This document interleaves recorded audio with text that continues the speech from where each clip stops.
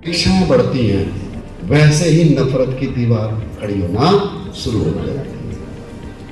18 साल तक बच्चा जब किशोरावस्था में, 18 साल में 13-14 साल तक बच्चा जब 8वीं तक था, 9वीं तक था, हमारे गले से लग करके बैठता है, चिपक करके बैठता है, हम उससे बात करते हैं, हमें पप्पी देता है, हम उसको किस करते हैं, ये सुनो।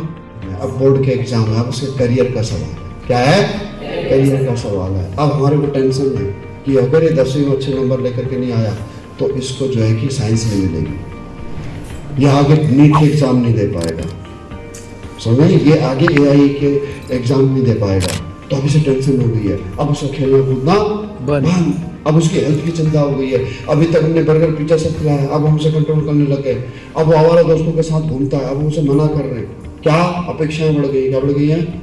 अपेक्षाएं। अब वो हमारे को बाप नहीं, अब हमें हिटलर देखता, क्या देखता है? समझ में आ गई बात? और फिर वो घर से बाहर एक दोस्त ढूंढता है। वैसा नो, हमारे बच्चे घर से बाहर दोस्त क्यों ढूंढ रहे हैं? समझ में आ रही बात? क्योंकि घर में दोस्त खत्म हो रहे हैं, आया ना? घर में हिटलर क्यों बाप बन गए, आया ना? क्यों बढ़ गए माँ बाप दोस्त से हिटलर क्यों बन गए?